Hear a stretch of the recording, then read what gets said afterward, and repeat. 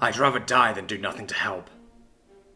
A single statement, as he disappeared into the sprinting, screaming crowd. My heart shattering into a million pieces when they wheeled his burnt and blooded body from the building on a stretcher. Have you ever been in love? No. Not the kind that makes you feel insects in your stomach. The kind that sends lightning through your bones and makes your heart beat like thunder. I was once with a stupid human. A beautiful, brave, stupid human. I could never forget him. Couldn't forget the way his platinum white hair flowed in a strong breeze. His eyes so full of that manic spark that made him love everyone so much more than he loved himself. You always think you're safe when you're at a shopping centre. There's security everywhere you look. A menagerie of different species all milling around in a soft peace. All it takes to disturb that is a single blaster shot. I didn't know what the noise was at first, but when I saw the look on James's face, I realised. James ran with me until we got outside the centre. Then, amongst the rushing crowd, he stopped. He turned, holding both of my hands and looking softly into my eyes. I have to go back. I've got to stop them before they hurt any more people. I almost screamed my refusal. You're going to get yourself killed. Someone else will...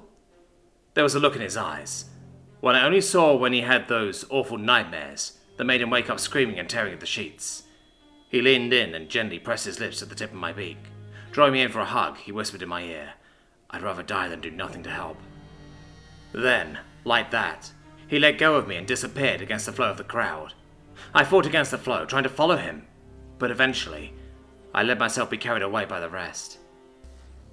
Now, as I watch the news, they praise him as a hero. The footage from inside the mall played on loop, a full minute of heroism.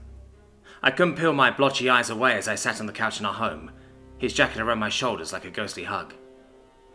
James burst into view in the main atrium, a dozen beings bound and held captive by 4 towering, masked and cloaked figures. There was a broken mop handle in his hands, the jagged, broken end levelled at the closest masked figure's chest. He ran the being through with a yell, catching them by surprise. He wrenched the mop handle free, greenish viscera coating the jagged tip. The surprise didn't last long as the other 3 attacked him. 2 with threatening-looking, jagged blades. The third raised a laser rifle a few places from James. Face a death mask of calm, James took a bright blue bolt of light to the chest, flesh searing as he stabbed one of his blade-wielding assailants through the neck, kicking the other back as he struggled to free the makeshift spear. A blaster bolt seared across his face, making him fall to his knees, clutching his burnt face. His knife-wielding assailant lunged on top of him, driving the blade between his ribs. James cried out in pain, hair scrambling for something on the ground as his knife-wielding assailant pulled the knife out, aiming for another stab.